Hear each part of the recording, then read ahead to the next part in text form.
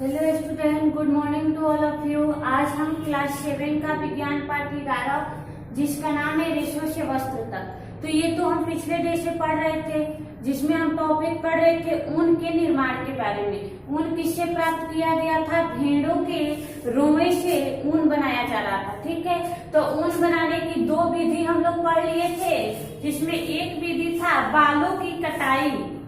एक पढ़े थे हम लोग बालों की कटाई, यानी भेड़ की जो है बाल को कैसे हम लोग काटते थे और कैसे उसे साफ करते थे। दूसरा विधि हम लोग पढ़े थे सफाई और धुलाई। दूसरा पढ़े थे हम लोग सफाई और धुलाई। ठीक है, अब हमें तीसरा पढ़ना है। तीसरा हमें पढ़ना है आज छटाई के बारे में, कि जब भेड़ के बाल को हम काट लेते हैं, ठीक है, काटने के बाद उसे साफ करते हैं और धोते हैं, फिर उसके बाद जो है उसकी हम क्या करते हैं? छटाई करते हैं। ठीक है, तो भेड़ के बालों की छटाई किस प्रकार होती है?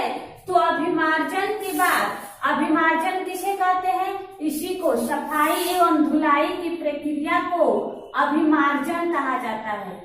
सफाई एवं धुलाई की प्रक्रिया को अभिमार्जन कहा जाता है। छटाई देखिए, तो छटाई कब आता है? अभिमार्जन के बाद।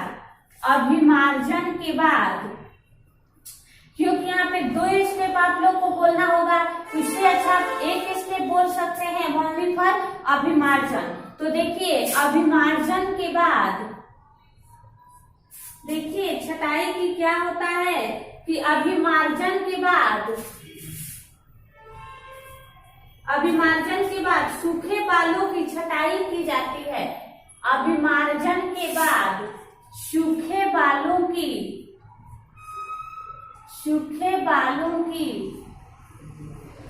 अभिमार्जन के बाद सूखे बालों की छटाई की जाती है। अभिमार्जन के बाद सूखे बालों की छटाई की जाती है। रोवेदार बालों को कारखानों में भेज दिया जाता है, छटाई की जाती है।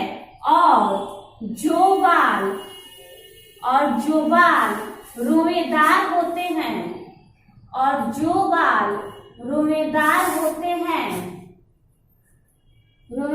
होते हैं, उसे कारखानों में भेज दिया जाता है। उसे क्या किया जाता है? कारखानों में भेज दिया जाता है।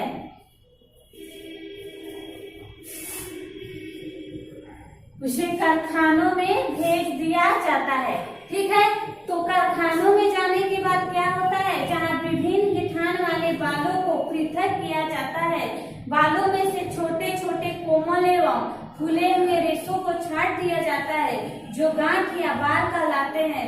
यही गांठ कभी कभी स्वेटर पर एकत्रित हो जाता है। ठीक है, तो भेज दिया जाता है। वहां पे क्या होता है कि उसके रोए को कारखाना में एकत्रित जोड़ा जाता है और जोड़कर एक गुच्छा या लच्छा तैयार किया जाता है। ठीक है, और फिर उस गुच्छा और लच्छा से क्या किया जाता है?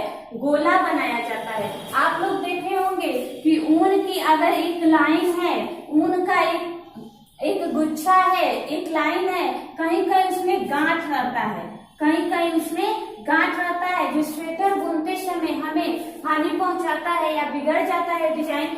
तो ये गांठ जो है क्यों पड़ जाता है?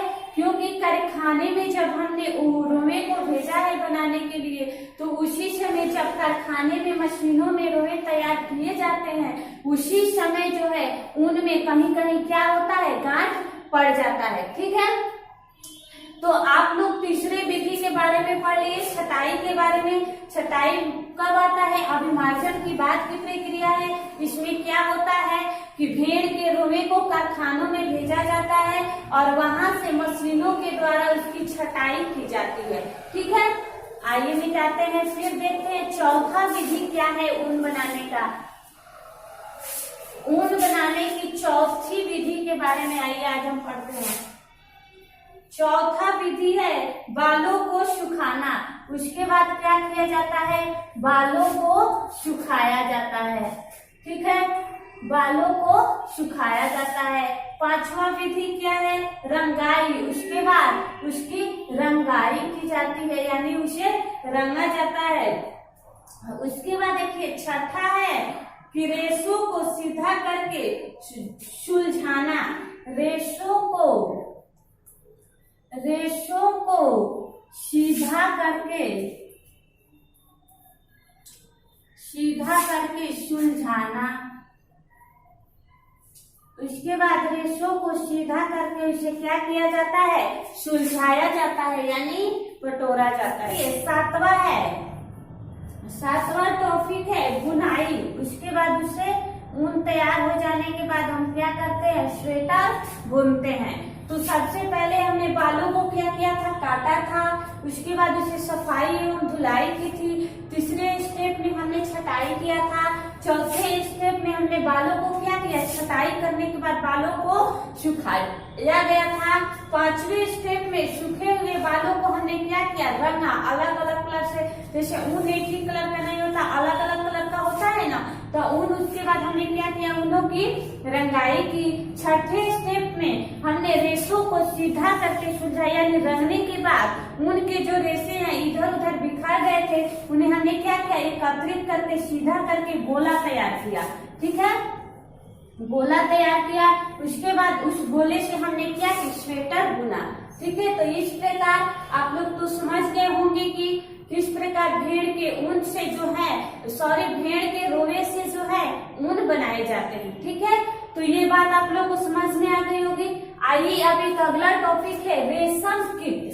रेशम कीट के बारे में हम पढ़ते हैं। रेशम कीट यानी रेशम कीट का जीवन चक्र क्या होता है।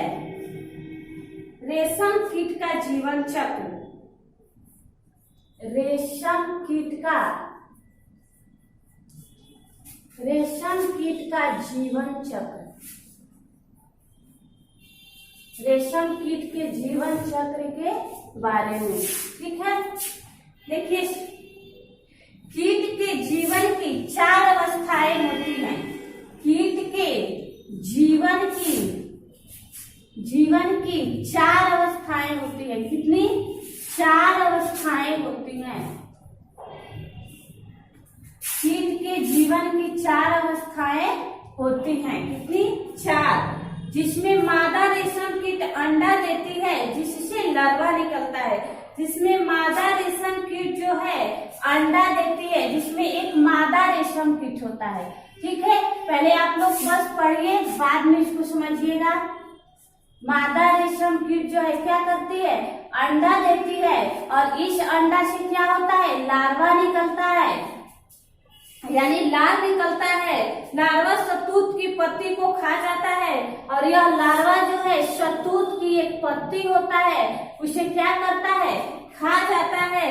और खाने लार्वा पतले तार के रूप में प्रोटीन से बना एक पदार्थ जो कठोर होकर रेशा बन जाता है। ठीक है, देखिए कीट के जीवन की 4 अवस्थाएं होती है, जिसमें मादा रेशम कीट अंडा देती है और उस अंडा से लार्वा निकलता है, और वह लार्वा जो है शहतूत की पत्ती को खा जाता है। शहतूत एक पेड़ है जिसके पत्ती होता है, उस पत्ती को कौन खाता है, लार्वा, जो अंडे से निकलता है। और शहतूत की पत्ती क्या होता है, रेशम तार के जैसा लार्वा होता है, और इसी से रेशम तैयार होता है।